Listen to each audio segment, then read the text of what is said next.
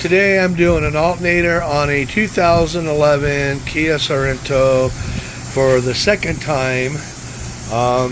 Got an alternator from O'Reilly's that lasted a month and the thing just crapped out. But these are one of the worst vehicles to get an alternator in and out of. It's in such a tight spot. It's right up above the AC compressor, goes in that little hole. How they want you to get a 6-inch alternator out of a 4-inch hole is kind of ridiculous. But I watched some videos and I seen you got to do this and you got to do that. Well, nothing that I saw worked.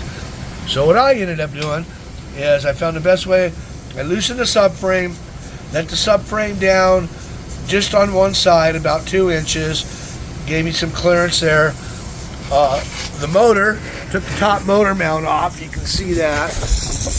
It helps you get to the belt and everything else. There is an idler pulley that goes there. That comes off too. So you loosen all that up, get a jack underneath the motor, under the oil pan. Use a block of wood. Don't put the jack right on the oil pan, you'll crush it.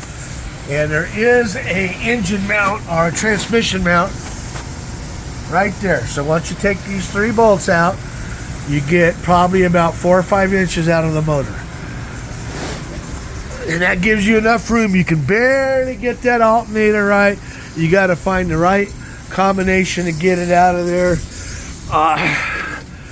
That in a variety of different cuss words, but it will go in and it will go out right there. It's just a dumbass design, sticking all that crap in a place you can't get to it. But hey, welcome to the world of mechanics. That's what they do. So that's a quick crash course that I found was the easiest way to do this. I got a new alternator. This one's from CarQuest. I won't use O'Reilly alternators no more. I've already been down that road with AutoZone. So I would recommend getting a top of the line alternator so you don't have to do it twice like I did.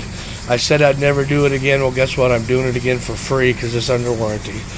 Alright, the alternator's back in. The car's running. Kind of a pain in the ass. Chilton says it's a 2-hour job. Bullshit. I think it's closer to a 3-hour job. I imagine if some guy did this all day long in the same car over and over, I could see 2 hours. But it's in. Like I said again, I had to lower the cradle. Had to take both bolts off this side. This side it came down about 2 inches. Motor mount. Lifted the motor up about 3, 4, 5 inches. There's a back transmission mount I was telling you about earlier. That's back in there with the 3 bolts. I don't know if you can see it or not. I'm not crawling back underneath this thing again. No, I got to put the splash guard back on. That's the easiest way I found to do these alternators. Just a dumb place to put it. Way down there. No room.